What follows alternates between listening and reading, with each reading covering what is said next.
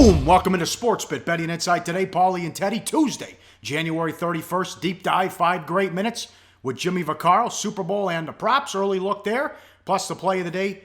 Big game breakdown. How about Georgia and Kentucky? The final game on ESPN for Brent Musburger. Also, OKC and the Spurs.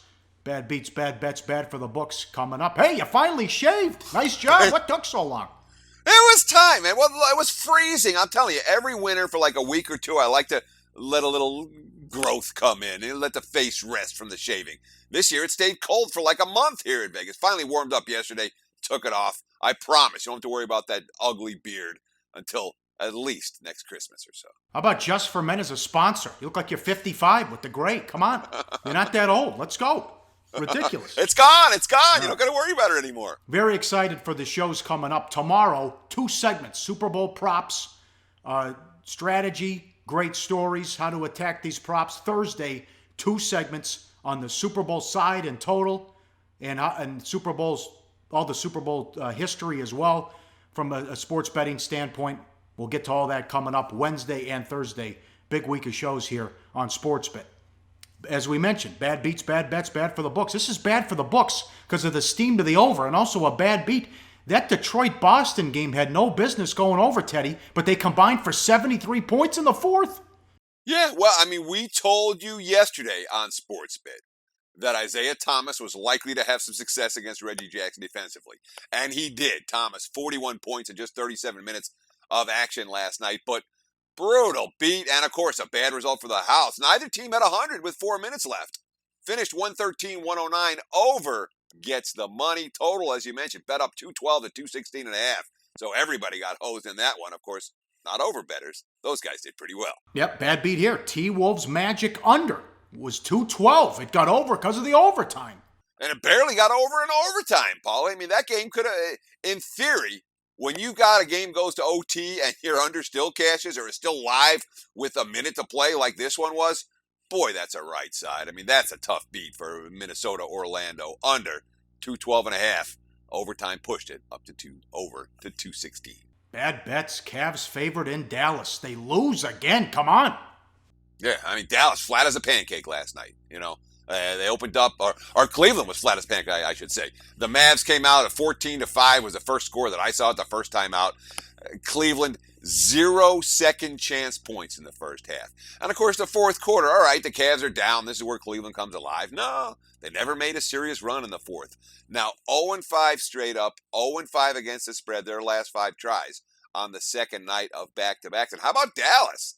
They just beat the Spurs and the Cavs in back-to-back days with Yogi Ferrell starting at point guard. That's Yogi Ferrell, right, direct from the D-League, the guy that washed out in Brooklyn earlier this season. Yep, let's kick this around. And if it comes back to bite me, I'll own it. I have no problem admitting I'm wrong. How concerned should the Cavs be with how they're playing? And the fact that this is, the back and forth with Gilbert and LeBron, and he's pissed off, and even though Gilbert's like, we're number 1 in payroll, but this is an organizational failure and something we've talked about on sportsBIT. LeBron, 14 years in the league, 6 straight trips to the finals. He leads the league in minutes played. Yeah, I'm with you that that's an issue for Cleveland. But as long as LeBron is healthy, even with the minutes, as long as that one man is healthy, Cleveland is the team to beat in the East. He's a difference maker when it comes to mentality in a postseason series. And again, it's January. These are the dog days of the NBA season. You don't worry about teams struggling in January. You don't worry about teams struggling in March. You worry about teams struggling in April and May and June. And when you look at the rest of the East, who's going to beat Cleveland in a 7-game series?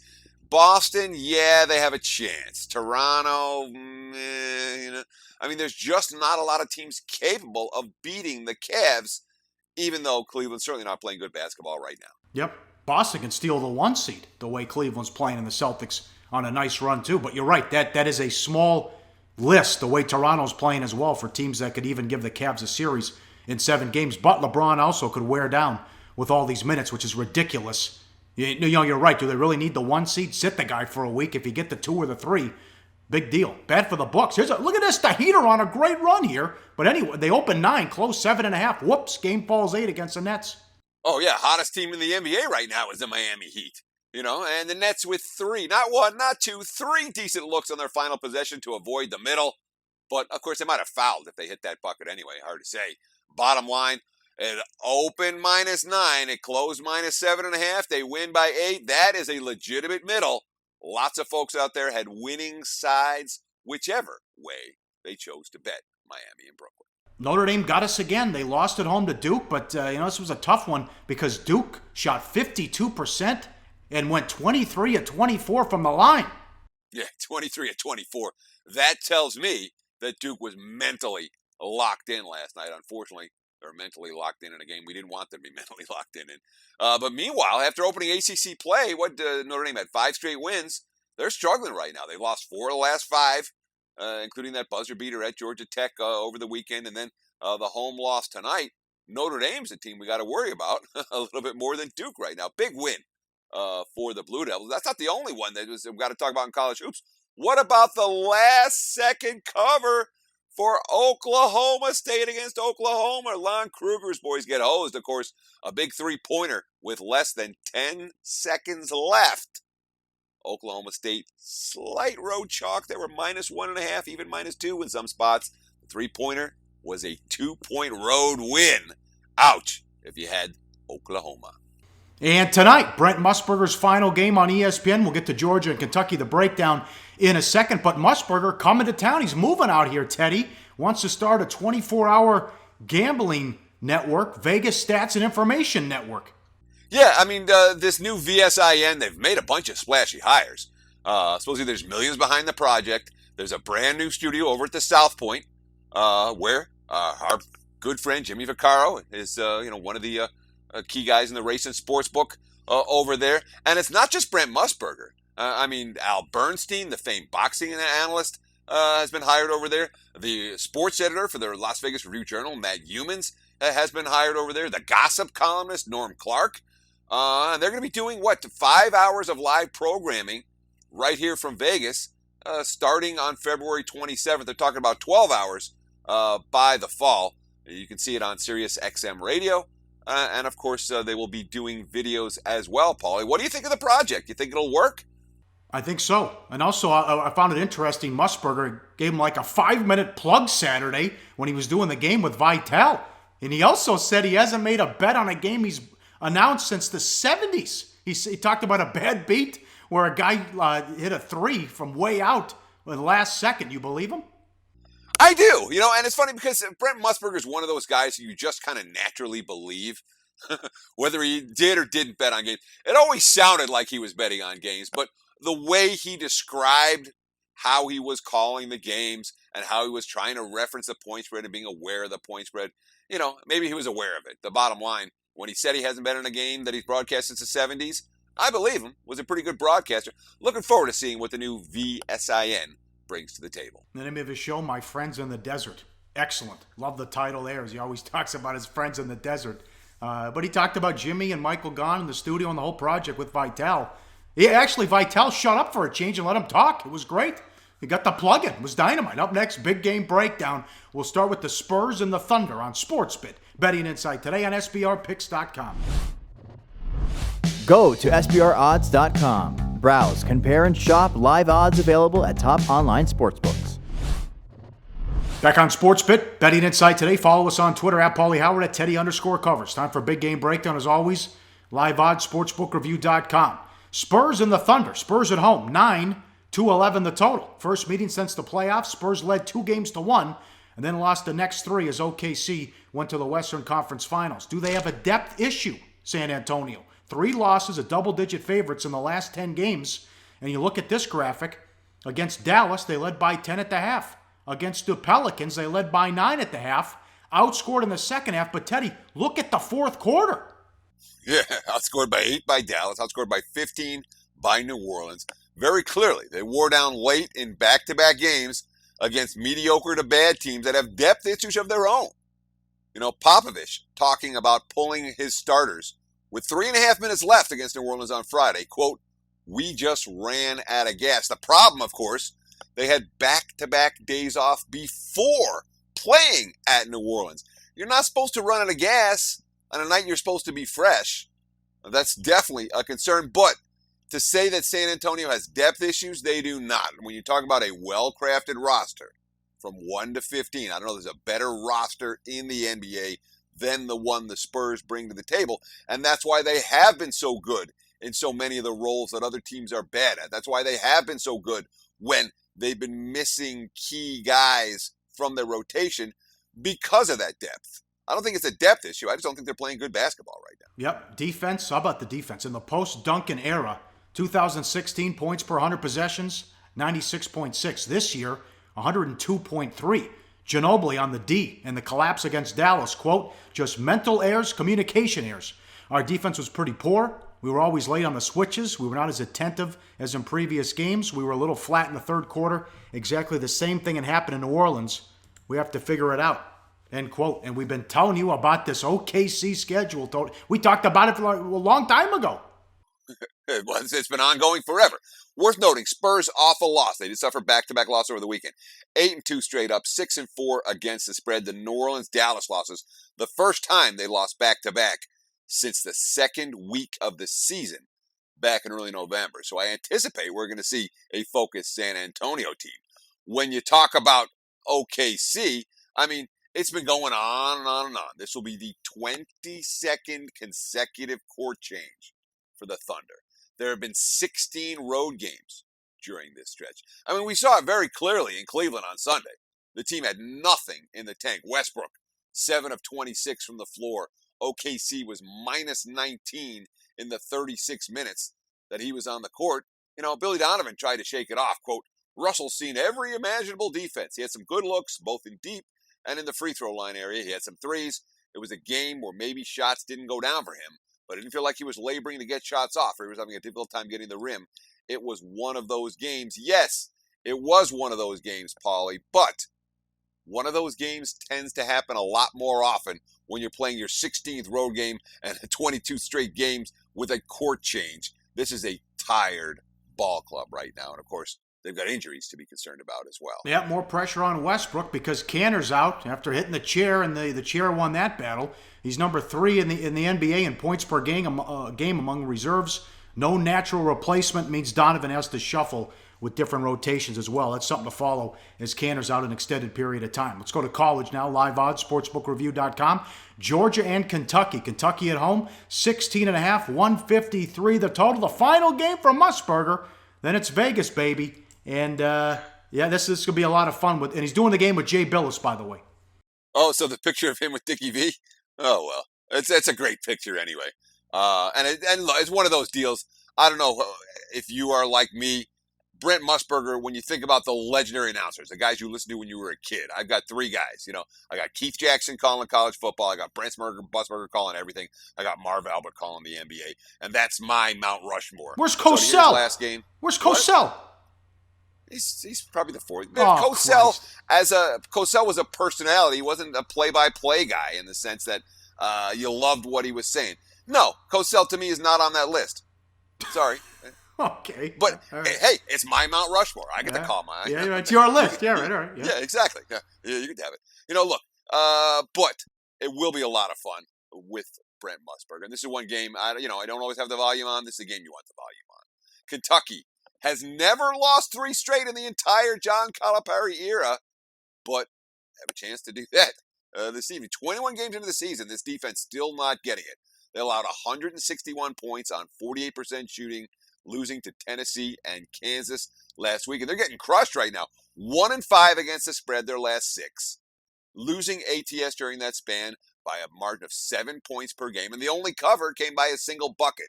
They were laying 14 against South Carolina. They eked out a 16-point win.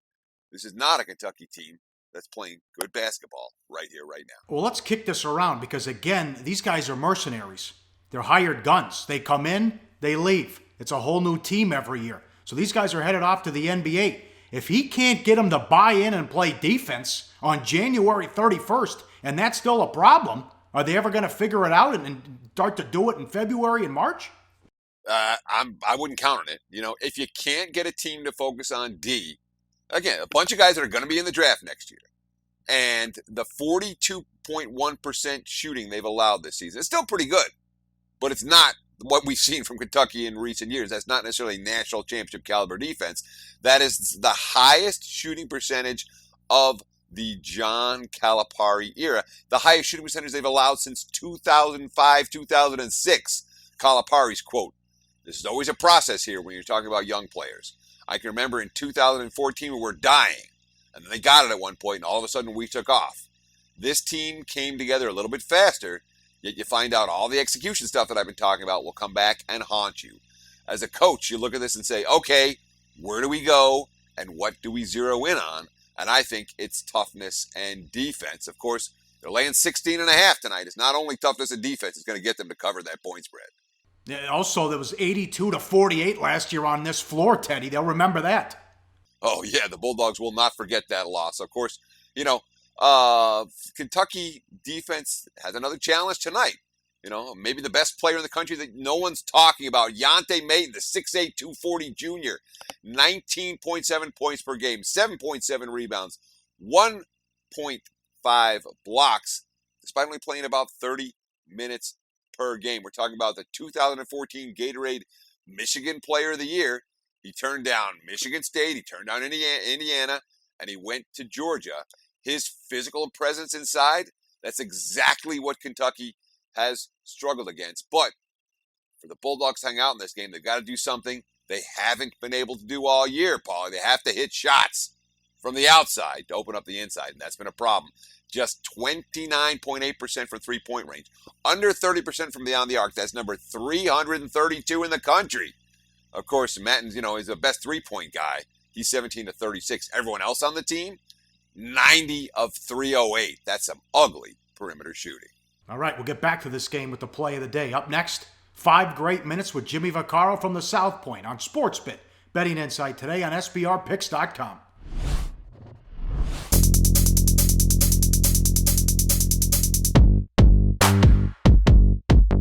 That's right, the 8th annual SBR Forum Bash will be held at the breathtaking all-inclusive Hard Rock Hotel in Punta Cana on Super Bowl weekend. Join Natalie Rydstrom and the Odds Couple as they mingle with SBR pros and have fun under the sun.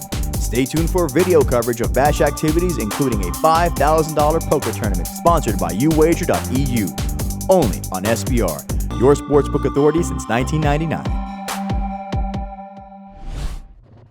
Time for the deep dive in 5 great minutes with Jimmy Vaccaro. If you're ever in Las Vegas, stop in and see him at the South Point, bookmaker for over 40 years.